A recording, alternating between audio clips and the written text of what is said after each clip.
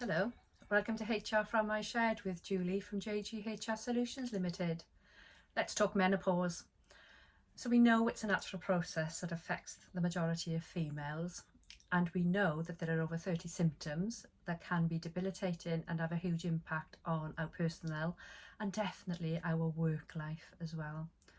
What's still sad to be hearing is that a lot of employers are not taking enough notice and not putting any support in place to help the females in the business work their way through the menopause with as little disruption as possible. So employers, we need to step up a bit. Every client of JGHR Solutions Limited will have a menopause policy.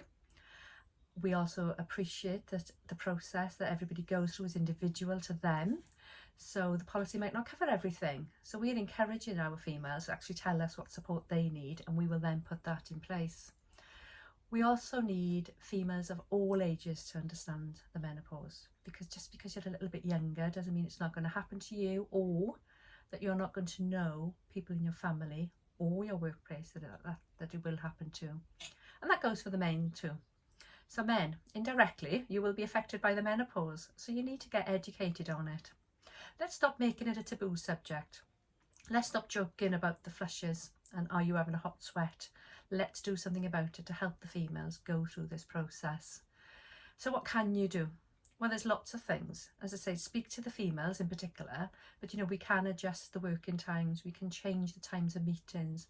One of the things that is a recurring symptom is that we feel as if we're losing our minds a little bit. We can't retain the information maybe like we used to. So we might need to use different tools to help us. That could be writing things down, that could be different diaries that we use, whether that's online or hard copies. And it certainly could be we might function a bit better in the morning. So if we're going to have a meeting, let's have a meeting in the morning rather than later on in the afternoon. But again, ask the females in your business what would help them. There's also a great MP in Swansea area, so Carolyn Harris is a great crusader and advocate of making menopause, raising the awareness, and please follow her Facebook page, because there is an event on August the 16th that we would encourage all employers in that area to go to, and employees if you can as well.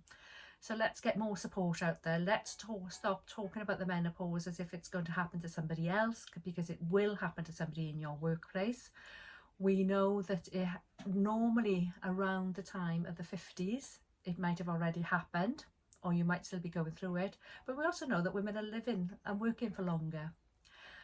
Even though it's not classed as a disability, there are claims that have been connected to the menopause going through employment tribunals. Okay, so that could be because of the behaviour of people in the workplace towards somebody going through the menopause and the treatment that that person receives.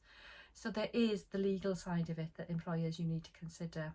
So please, let's raise awareness of the menopause, talk about it, and let's do something to support the females in your business. If there's a subject you'd like me to cover in HR from the Shed, leave a comment or give me a shout, and take care everyone.